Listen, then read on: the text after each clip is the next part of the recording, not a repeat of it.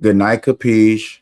Good night. Good night. Good night. Good night. Good night. Good night. Good night. Good night. Good night. Good night. Good night, Capiche. Good night. Good night, Capiche.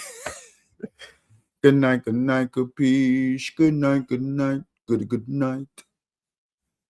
Good night, Capiche, where we talk about bedtime stories of modern day politics as we put you to bed. Y'all know what I be saying. Y'all know what it do. Welcome to the Good Night Capiche show, where I don't even know what the fudge I'm talking about. But yet again, there has been a lot going on in the media today. Well, yesterday has been a very, very, very. Give me like 2 seconds.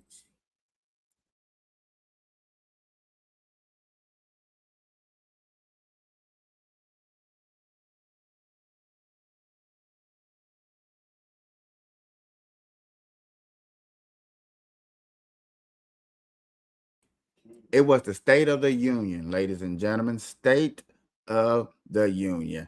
And I promise you, all you non political, Democratic, non Democratic fart fucks didn't watch. You probably didn't care. And I'm saying it like that because I know this to factually be true. You fuck farts don't care. Y'all don't care so much to where y'all don't even know if y'all getting a stimulus check. Y'all don't even know if y'all getting a tax write-off.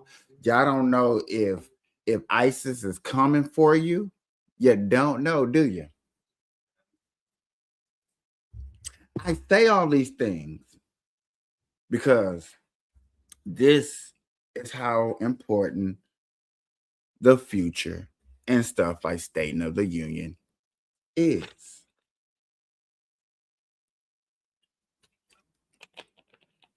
State of the Union is a chance for you to sit there and have a somewhat of an idea of what the president's future and plans are, and do you agree or disagree with them? You get to hear the accomplishments or the non-accomplishments of a president.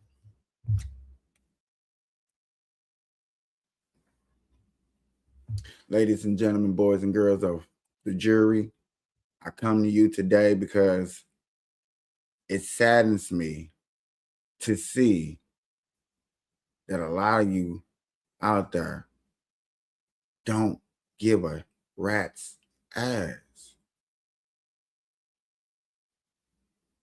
But if an Epstein file came out and said that Trump spin your bin ya, y'all be all over it. You be all over like white girls on cocaine. It amazes me. If y'all be on it like black folks on hot sauce on a Sunday after church, you will be on it. No, I ain't gonna go that far. I was gonna go. I want to rant so bad, but I feel like it's a waste of you guys' time. You really wouldn't care. You'd be like, he's talking about that orange hair man. And ladies and gentlemen of the jury, the dude hair is not orange. So let's just, can we throw that out the window? It's not orange. I thought they was calling him orange. They do call him orange. But I'm looking at the man's head right now. I'm looking at his hair right now. And that motherfucker looks awfully gray. The orange is gone. I guess the white and the gray is in his hair because it's showing his true racial side.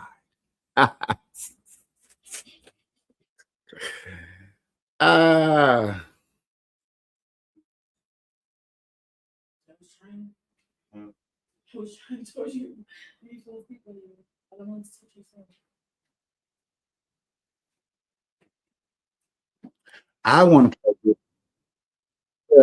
I want to play. I was looking for a clip. I want to play this clip because this is an exclusive of what I want y'all to see of what was going on. This is just a small inkling of what I was watching. Okay.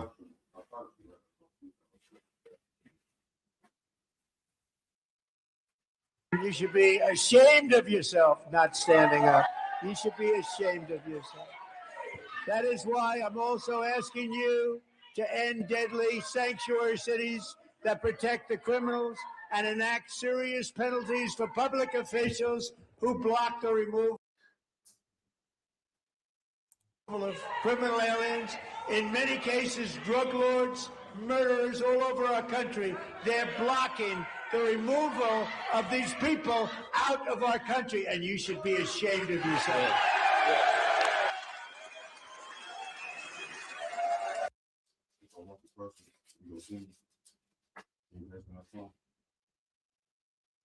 That's on the charger.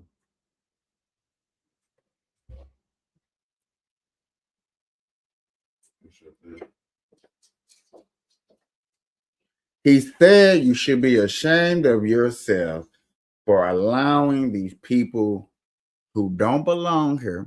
And I know people have their opinions about that, but look at this.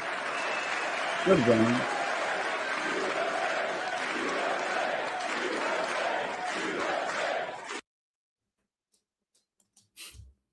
Wonderful. Ladies and gentlemen, I watched the State of the Union during Joe Biden administration. I watched the State of the Union during Barack Obama's administration. Yes, the hell I did. And I can honestly say this for real. Nobody chanted when a Democrat was in office, USA, USA, USA, USA, USA, because their president did something that they highly approved of.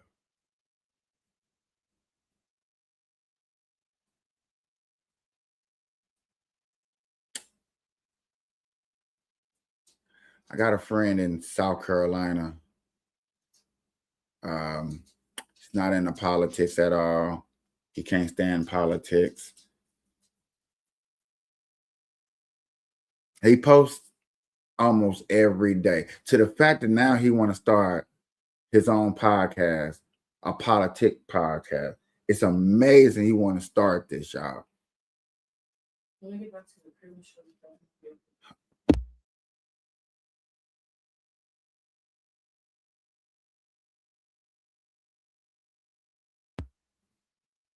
Sorry. But ladies and gentlemen, for y'all that don't know about politics and don't get into it, for y'all that claim y'all don't like it, it's disgusting. Hey, it's nothing but feeling racist people.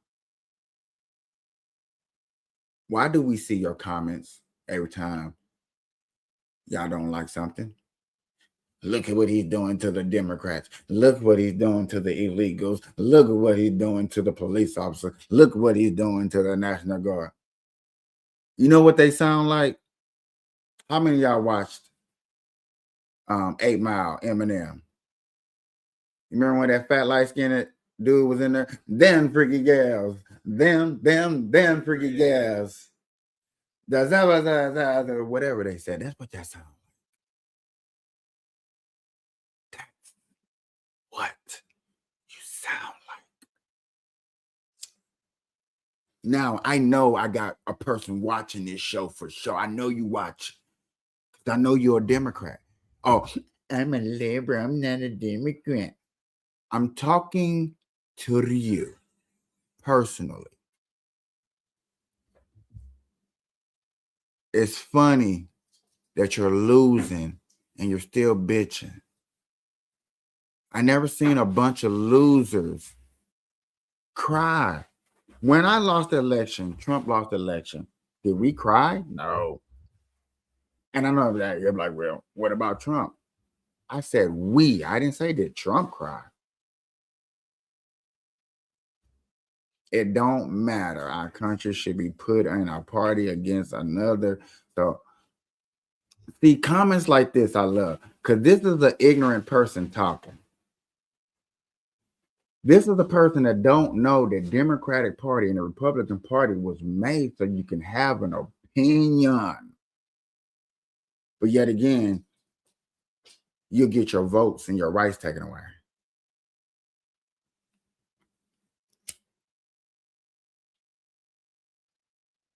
Ignorant people amazes me how ignorant they want to get just to try to prove a point, just to get 2 seconds of fame. Me, I don't need fame. I can care less. What I want is faction. So let's go to y'all know where we finna go. Let's get some reaction on this. Because I know I'm gonna be talking about this all day. Let's get into it. President of the United States, Donald J. Trump, giving the longest State of the Union address on record, clocking in at something like 1 hour, 48 minutes, beating his own previous record set last year at what was not officially a State of the Union, was a joint address to Congress, giving a rousing description of the United States of America that he sees when he looks out the window, even if it isn't the one that most Americans, according to polls, see in terms of the economic prosperity, in addition to some very sharp, very partisan, even nasty attacks on Democrats and some populist economic proposals. The president taking time to make healthy use of stories both sad and illustrative and inspiring, stories of fellow Americans. We saw not one, but two Congressional Medals of Honor awarded, one to a 100-year-old Navy fighter pilot from World War II, Korea and Vietnam. The other one to Chief Warrant Officer Eric Slover, injured during the Maduro raid just last month. I do not doubt that his supporters will absolutely love his speech and his critics will find much to hate about it, but there were definitely moments that I think any American would appreciate. Yeah, and what Americans wanted to hear more than anything else was about the economy. And the president certainly did what we hear a lot on a daily basis about how he thinks it's the greatest economy in the world, and all of the sort of hyperbole that is classic vintage Trump.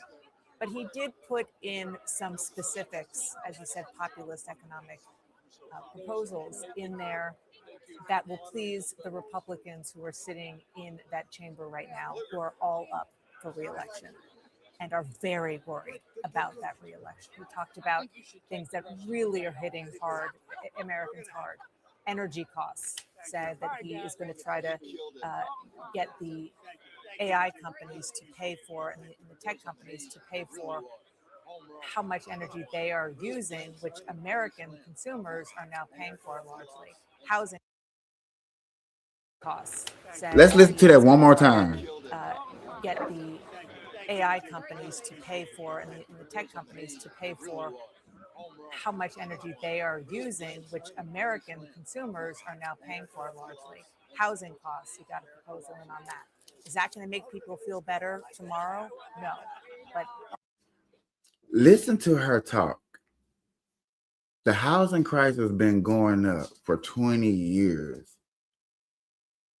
These crises that they're talking about have been going up for years. A lot of the concern that people who are going to go out and vote or not vote this election year is that they don't think that he's paying attention to that. And is this speech going to solve that? No. But at least they all have clips and some talking points that they can go back on the campaign trail and start talking about. Yeah, and I just want to note there was Thomas Massey standing over as the president was exiting. Of course, the president and Thomas Massey have feuded. He's not been happy with him. He wants him to lose his job as a. I ain't gonna lie to y'all. I really want to listen to this, but this is horrible. This is CNN trying to listen to a person give their input, and this is horrible. Like, she sound like, and I know y'all can't hear me because that's how low she sounds. Let's speed this on up to the good part. Where is the damn crew at? Here we go. paying down their credit card bills. That remains to be seen ahead of the midterms, but they certainly had those moments. Well, and of course, big picture, we have to remember, I mean, this is a president who's been under immense pressure, right? His polling, his approval rating is lower than it's ever been. He was speaking to a room full of Republican members of Congress, many of whom stand to lose their seats. The president stands to lose part of the power that he currently has in Washington. And I think the speech reflected the way this president often deploys the strengths that he has. Yes, he spent some time defending his own record. He spent some time blaming his predecessor. He spent some time, at least one of my Republican sources pointed out to me, trying to convince people it wasn't as bad as maybe they feel that it was. But he spent far more time during this speech on offense, right? Ticking through places that are culturally inflammatory in some cases. He put Democrats on the spot repeatedly. I mean, he almost goaded Rashida Tlaib and Ilhan Omar at one point into shouting back at him when he asked the crowd to stand and clap if they supported American citizens. That is where this president often tries to project strength, and he did it again tonight. And for those showing cowardness in a party because they don't stand for the people of the United States of America is what he did. Showing the people that the things that I actually did were good, that I consider good, that people that voted me consider good. The Democratic Party still thinks it's horrible. That's what that speech and what she's alluding to, I got out of it. at home who are wondering what exactly happened when Congressman Al Green, Democrat of Texas, why he was ejected. He was holding a sign saying, quote, "Black people aren't apes," an allusion to the video that President Trump tweeted a few days ago in which President Obama and First Lady Michelle Obama were in fact depicted as apes. Anderson? Jake, thanks very much. They kill me talking about the Barack Obama tape, which is not a tape, y'all. Everybody knows it's not even 3 seconds long of them in there. It can't. I'm not gonna go there. With the panel, John King, what stood out to you? I think it's important to remember that, sadly, in my view, most Americans live in their silo, and so people watch this from their perspective of choir practice for the most part. President had a lot of challenges coming into this speech. His approval rating overall is down. His approval rating in the economy is down. Approval rating in immigration is down. I mentioned early on one of the big glaring problems for Republicans, because it's a midterm year.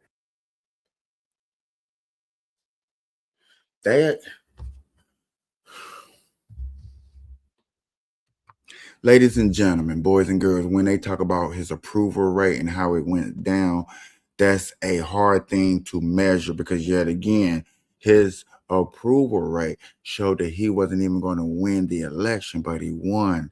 So how can you go off any polls when his polls doesn't reflect the true people and how they truly feel? We have seen this over and over and over again. He had a red wave due to the fact that they was not used or the polls were totally wrong. His approval rating among Republicans is down some too, from 90% to 82% in our most recent poll. I would not be surprised at all if he helped himself there. That's not enough. That's not enough.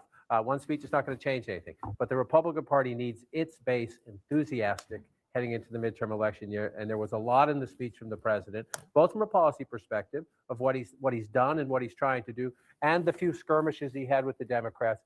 That if you're trying to get your base to say, okay, I've been sort of pulled back, Washington's too loud, I don't like the fighting, I don't like a lot of Latino Republicans I talked to, I don't like seeing ICE in the streets of America, you might get a little bit of them back in the fight. And that is what was so important about tonight. He nailed the Republican base, brought them back in the fold with a solid message on the economy, on immigration, on his foreign policy.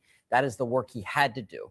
And that also brings over a lot of independents that are similarly minded to what Republicans believe. Not sure about that part, but we'll see. I mean, that's actually how the presidential election modeled out. and will be very instructive and important for the midterms. But between now and the midterms, he has to maintain his control of Republicans on the Hill. He did that and did that in spades. Well, he also basically kept control of himself, which I think will be a great relief to his strategists and aides there. But the question, I mean, I think he did well from their perspective for the reasons that you say, John, and he used the gallery very skillfully to kind of simulate empathy, which is a thing that he's been lacking. And that's sort of a surrogate for that. The question is, he started off the speech by saying, this is the turnaround for the ages. Right. And as you know, because you're traveling around the country, people don't think the direction is right. And I don't think this cured that. So we'll see. But I don't think a lot of the people who needed to be persuaded probably were watching this speech. I also just want to quickly point out in about a minute or so, we're going to be hearing from the Democratic response from Governor Abigail Spanberger of Virginia, newly elected. They is all over the place. They is trying to scatter our brains. Think of this, think of that, think of that, think of this. They is all over the place.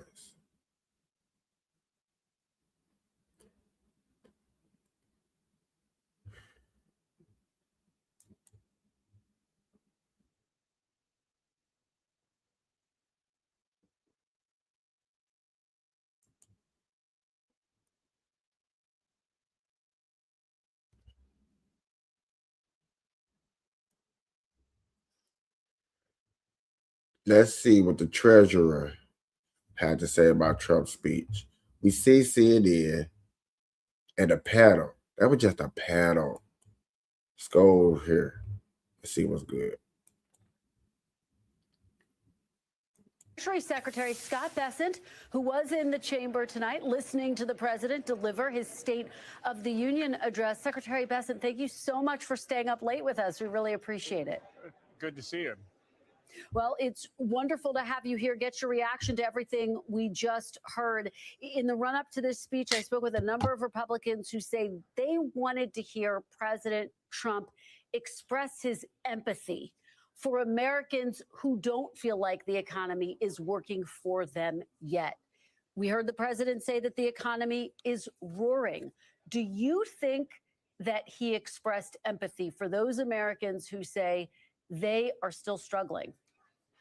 Kristen, I can tell you the president never stops working for the American people. And I think he made the point that he has brought down prices. He has brought down mortgage rates, the large tax cuts. You know, I'm also the IRS commissioner. I can tell you that 47% of the returns we're getting, Kristen, have one of his 4 signature policies: no tax and tips, no tax and overtime, no tax on Social Security, deductibility of auto loans. So Americans are feeling that. And I think we will see, we're going to have very large refunds, and Americans will change their withholding. And I think that they are going to see it. We saw a big jump way above expectations in consumer confidence today. And Chris, the important thing was it's in the forward expectations. So if the Democrats want to run on the economy in November, bring it on, because I think we're going to have a great economy this year. We had a great economy last year. Fourth quarter would have been great if it weren't for the Democratic shutdown. Well, and as you know, some prices have come down. Some prices, some groceries, for example, have gone back.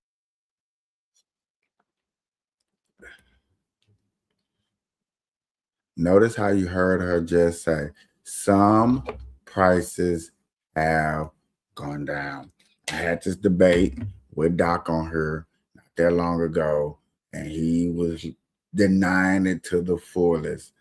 And it's like, I can agree and disagree with certain things, but I have a lot of Democratic people that come on my panel or I go on a panel that denies everything.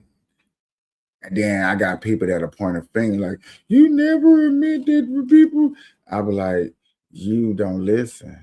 Because yes, I have came on here personally and said things and had to admit things.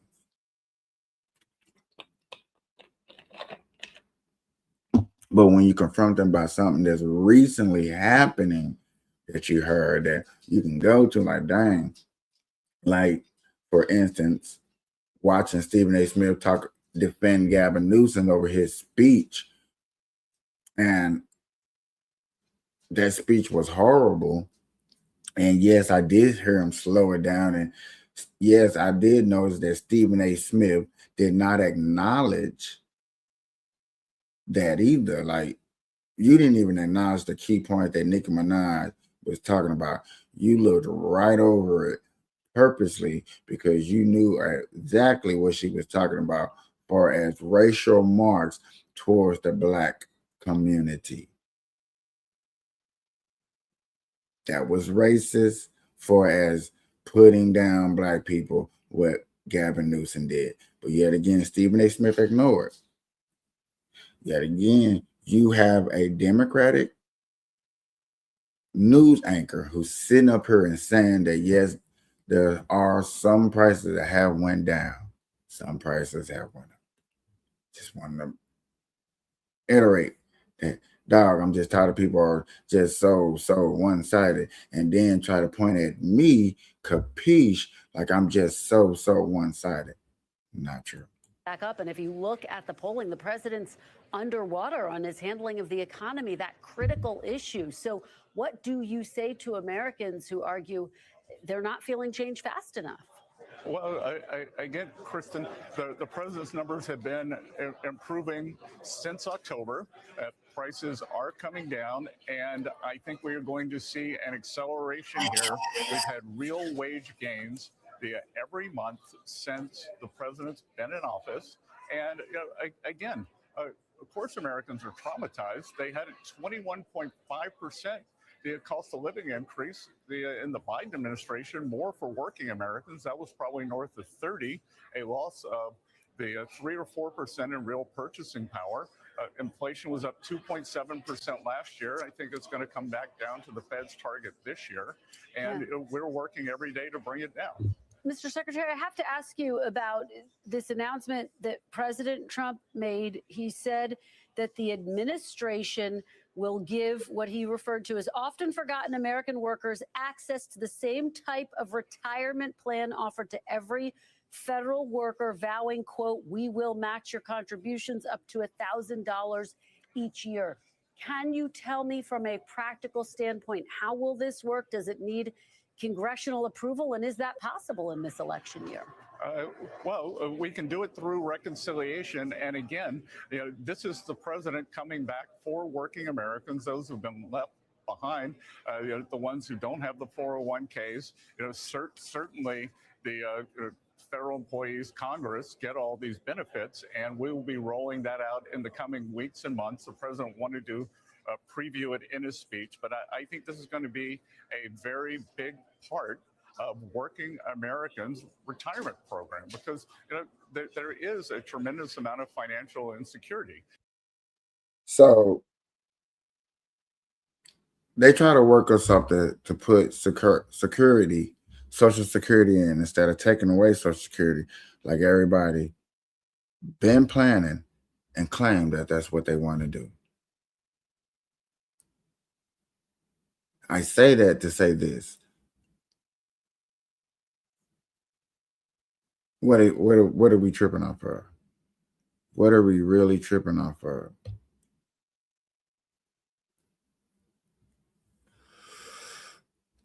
If we go, and I can't wait to have this conversation later on today to really see if we really lied about what we lied up. How are we gonna stand on business? Are we really gonna start standing on business?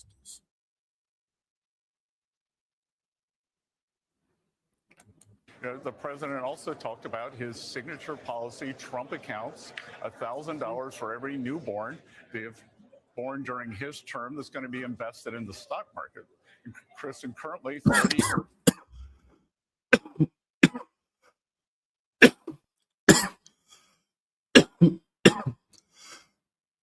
Every baby born. I'm gonna rewind so y'all can hear this, and I want it documented on my show so y'all can hear this. Because I want to hear it like it's only for white people. Oh my God. Tremendous amount of financial insecurity. The president also talked about his signature policy, Trump accounts, $1,000 for every newborn born during his term that's going to be invested in the stock market. Kristen, currently 38% of Americans have no exposure to the equity market, and we think over time this is going to remedy Your that. baby into the stock market. Didn't I said that on a group chat. I said that in a group. Then you want to give people money, give them a stock. Let them born into a stock.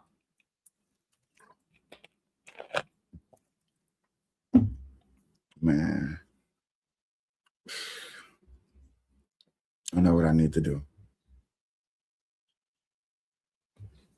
It's like I say things because of what I've been learning.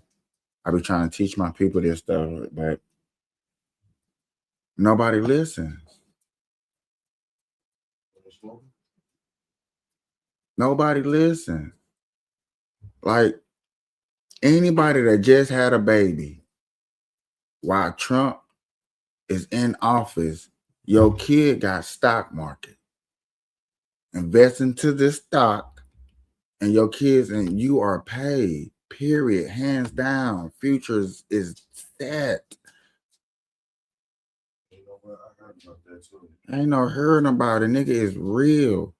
Deja. I'm having deja vu. I swear to God. Yeah. Some other shit. I ain't heard about that, right?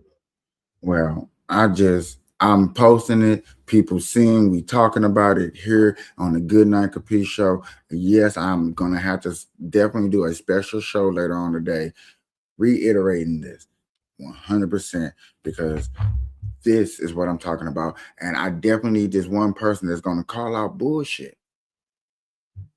I need this one person call. This turn. What about his first turn? First turn don't count because he just put it into play. Maybe if people wasn't all on his case and fucking with him so bad, maybe he could have thought about that his first time and did it. Just maybe. But ladies and gentlemen, this is what I'm saying. This video right here, I'm just finished playing it, but yes, we're going to break it down even better because yet again, it's a lot that was said. It was a lot that said in her that y'all are not paying attention to that he talked about. I'm sorry, I did miss his speech. Going to be invested in the stock market. Kristen, currently 38% of Americans have no exposure to the equity market, and we think over time this is going to remedy that so everybody will have a stake in our great innovative economy and the American dream. All right, let me turn now to tariffs. Obviously, a number of questions swirling around what happens next after the Supreme Court did strike down the president's ability to impose the tariffs. Let me ask you. No, Krista, let's be precise here. What the Supreme Court did was rule against the president's ability to use a narrow mandate, i.e. EPA. It did not strike down the 232 or 301 tariffs, and it did not strike down his ability to it actually reinforced his ability to move those up, and he has the ability to use something else called Section 122. So that's what the Supreme Court did on Friday. It was a very narrow ruling. And it's my understanding that these new tariffs that he's imposed, he can impose them, the 15% tariffs that he announced over the weekend for 150 days. Boy, now I see why my resource is definitely going to use him right here. I promise you my resource is going to use him. I promise you if you was in here watching her, you just seen a mastermind at work. Why I say that? Because you seen that she was trying to try to put some narrative out there that was going to paint a picture negative. And because she hesitated going into it, she gave him a space to correct him. Like, man, let me play it again. Because y'all is slipping. Like I said, I'm going to have to break this down all over again. I probably had to go. This is sauce, straight sauce. ability to use something else called Section 122. So that's what the Supreme Court. Nope. Let's go back. Will have a stake in our great innovative economy and the American dream. All right, let me turn now. Right here. Watch this reaction. Watch the movement.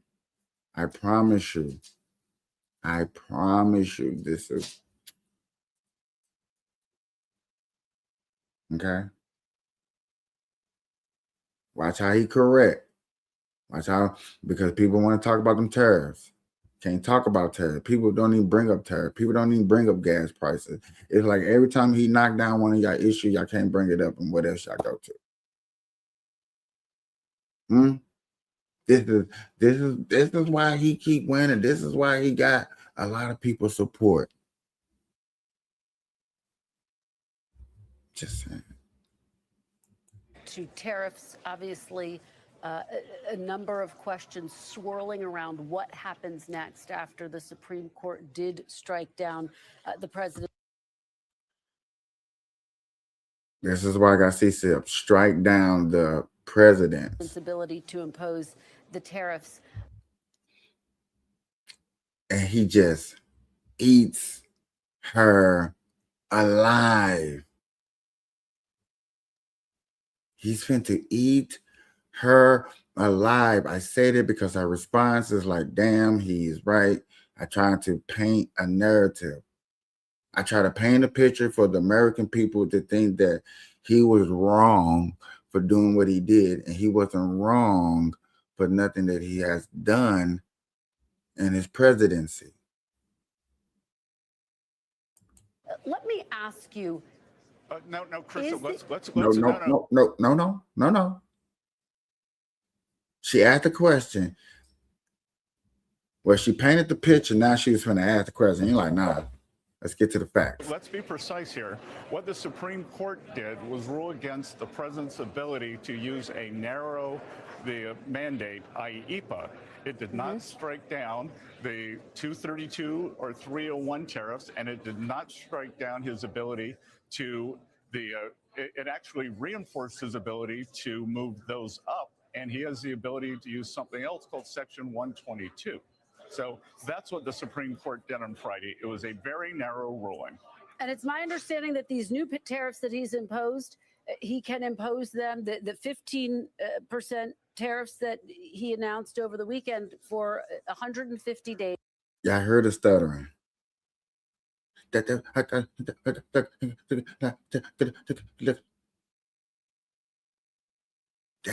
he got me.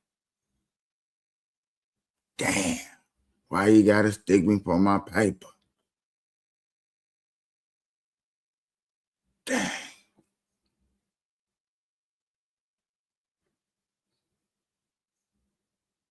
Is the tariffs really working? Dang. Do the people want another stimulus? Dang. Is gas prices going down? Dang. Did eggs prices go down? Let's keep the party going. Given the legal challenges, given the Supreme Court ruling, why not go to Congress? Republicans have the majority in both chambers, and codify this in Congress. Because, again, Kristen, I think what you, the American people, have been misled. With the 232s and the 301s, Congress did give the president authority to put on tariffs. So what we're going to do is the 122s are a bridge for the 150 days. And then primarily with 301s, USTR will do studies, and those are country studies. And we'll see, we will switch over to increase 301s. And I can tell you at Treasury, our estimate is that using these increased authorities, the temporary bridge of 122 for 2026, the tariff income is virtually unchanged. So are you saying that these tariffs are going to be permanent and that you think you have the legal authority to make these tariffs permanent, the 15% tariffs? Again, not the 15, Kristen. The 15 is a 150-day authority. What we have the ability to do is to do studies, and the 301s primarily, but also the 232s, can move back up to the previous tariff level. And since President Trump's first term, the 301s and the 232s have proven very resilient. They've survived more than 4,000 legal challenges. And let me just zoom out. Is the goal to make tariffs writ large permanent? The goal is to reshore American industry and stop unfair trade practices. Get ready for 5 times more engagement and views. Oh, the algorithms love streams and engagement. All right.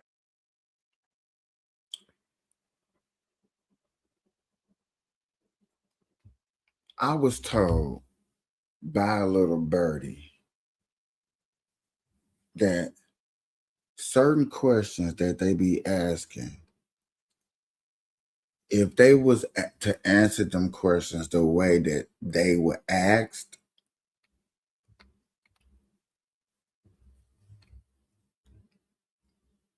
you will be letting your opponents and people all over the world will have somewhat of an upper hand on you because they will know something of your strategy.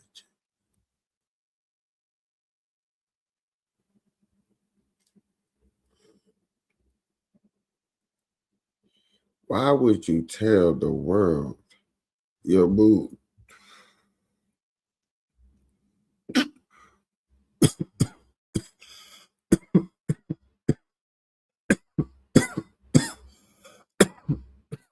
Permanent. The goal is to reshore American industry and stop unfair trade practices.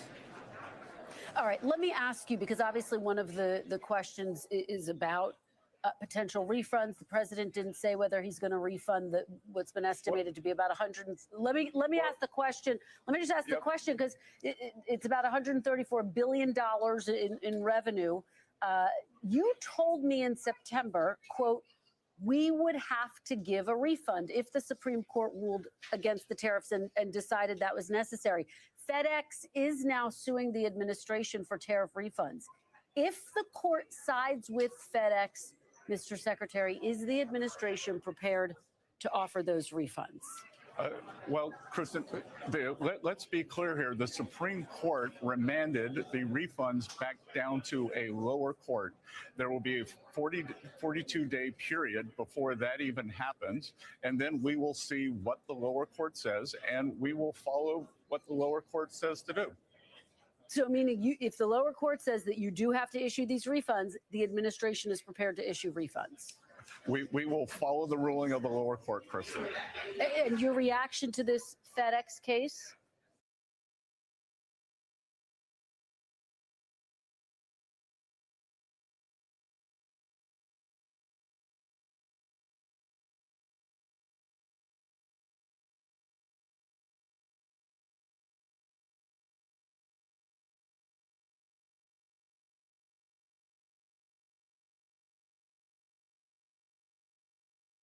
Well, I'll point out a lot of things. The CEO of FedEx is on the U.S.-China Business Council, which I find very interesting because, China is the largest payer of U.S. tariffs. So, take that for what you will.